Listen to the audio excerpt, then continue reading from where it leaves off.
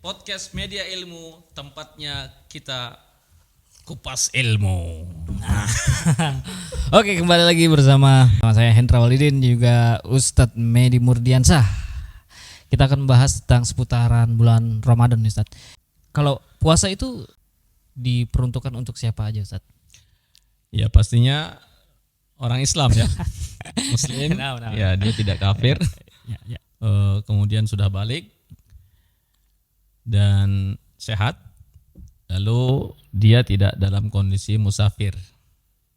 Nah, Oke. adapun untuk wanita ada tambahan suci dari darah haid dan nifas. Nah.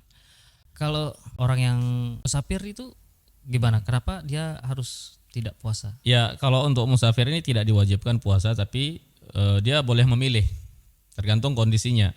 Bagi orang yang kuat berpuasa dalam kondisi musafir, maka lebih utama dia berpuasa. Kalau dia lemah, maka tidak apa-apa dia Tidak berbuka. berpuasa.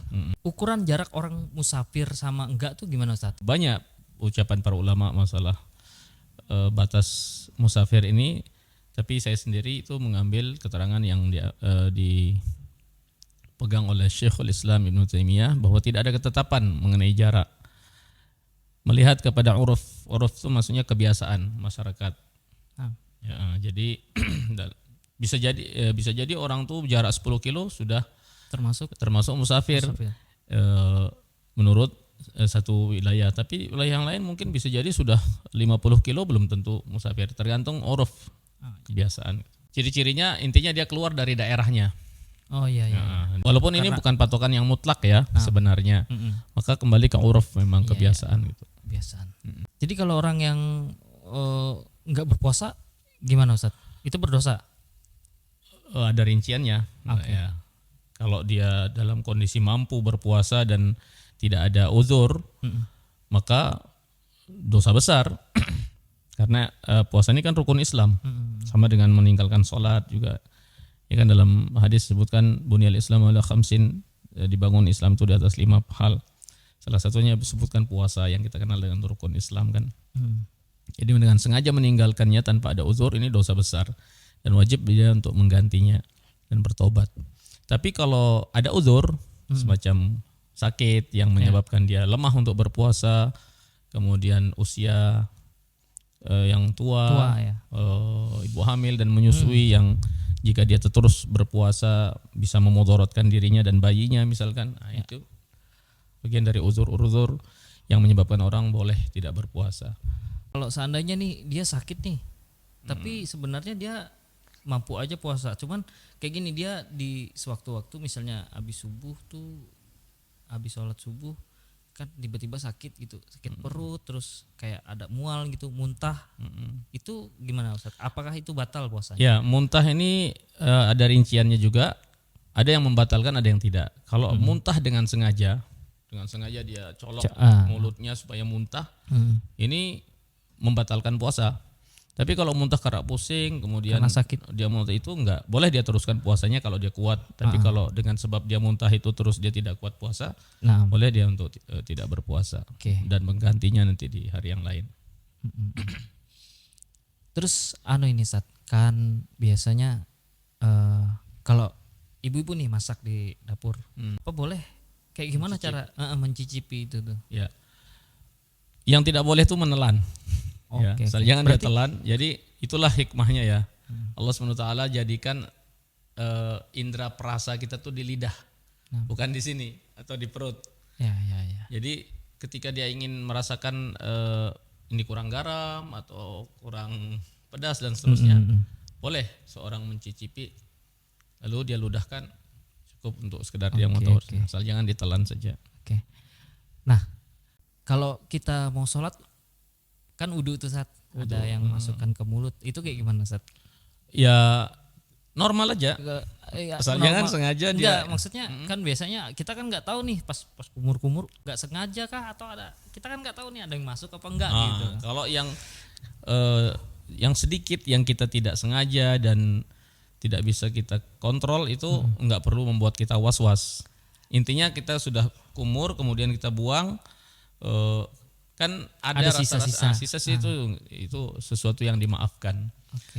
Asal jangan langsung satu Tapi tegukan. kalau seandainya kita nih kayak ragu, Dia untuk membuang keraguannya silahkan dia meludah, tapi jangan sampai dia larut dengan keraguan-keraguan itu sehingga menyebabkan dia was-was. nah. Itu pastinya itu was-was syaitan ya. Nggak boleh seorang muslim seperti itu. Intinya secara normal seorang berwudu boleh dia berkumur, bahkan beristinsyak. Dan istinsyak itu artinya menghirup air. Tapi kata Rasulullah kan jangan berlebihan kalau sedang puasa. Itu aja. Artinya memang sesuatu umpama dia saat meriuk, dia sudah turunkan kadarnya yang biasanya kalau tidak berpuasa sungguh-sungguh dia gitu. Tapi kalau kondisinya berpuasa dia sekedarnya, tapi ada mungkin sepersekian ukuran sangat sedikit lah intinya. Maksud itu di luar kemampuan manusia, itu dimaafkan insyaallah. Oke, terakhir Ustadz nih ada dulu kalau anak SD itu dulu bilang kalau kita lagi mandi kita buang angin itu katanya membatalkan puasa. Benar apa enggak? Salah itu. Artinya itu mitos saja. Mitos saja. Tidak ada dalam dasar syariat kita kentut dalam air itu menyebabkan batal puasa. Memang kalau kita kentut dalam air terus kita kenyang gitu. Enggak. Terus ada juga tambahan juga itu saya pernah dengar kalau kita korek-korek kuping sampai berdarah katanya itu menyebabkan batal puasa. Ini juga tidak ada dasarnya. Kalau di anak dulu bilangnya kalau kita keenakan itu kan kayak membuat kita gimana? Aduh enak banget. Sama gitu. Juga itu juga nggak ada dasarnya. Bukan hal yang membatalkan puasa. Bahkan suntik pun sebagian ulama membolehkan asal suntikan itu bukan suntikan sebagai pengganti makanan. Seperti infus kan? Infus itu kan sebagai pengganti makanan bagi orang yang sakit, maka ini bisa membatalkan puasa. Kalau untuk tapi kita kalau sakit, sekedar sakit, pusing kemudian disuntik, masukkan cairan ke dalam tubuhnya, tapi cairan tersebut bukan sebagai pengganti makanan, maka ini dibolehkan. Apalagi sekedar kentut dalam air kan itu. Kalau dulu ada teman-teman, batal puasamu. Bahkan nelan ludah pun kita dibilang batal puasa dulu. Ya, nelan ludah boleh. Jadi kayak jadi kita di masalah dibikin was-was, mau nelan takut katanya batal. Iya benar. Banyak hal-hal yang beredar di masyarakat yang sebenarnya hal tersebut tidak ada dasarnya dalam agama kita, justru itu yang memberatkan kita akhirnya. Saya ingat juga di waktu kecil dulu saya coba pingin puasa tapi karena terlanjur saya nelan ludah, akhirnya saya batalkan karena orang-orang di kampung kita bilang, batal puasamu. Ya sudah makan sekalian gitu. Nah, kalau dengan orang yang lupa, anak pikir itu tuh kayaknya disengaja nih karena gak pernah kejadian ke diri sendiri. Tapi sewaktu-waktu, wah pas bangun tidur kan, ambil minum, gue gak puasa kakak. Tiba-tiba. Ya. Dalam kondisi lupa nggak ada masalah. Dan yang tahu kita langsung lanjutin aja. Tapi kalau sudah begitu dia ingat dia stop. Ketika jangan nanggung ini ya. Begitu walaupun sampai 2 piring dia makan umpama dia makan sampai kenyang nih, minum sudah berapa, terus baru dia ingat, maka dia langsung ditinggalkan dan dia lanjutkan puasanya. Kalau betul-betul lupa ya, jangan pura-pura lupa. Oke, kayaknya cukup sampai di sini tentang pembahasan seputar puasa Ramadan. Mudah-mudahan bermanfaat. Kita bertambah ilmu dan amal. Amin. Hanya di podcast Media Ilmu. Barakallahu fiikum. Mantap.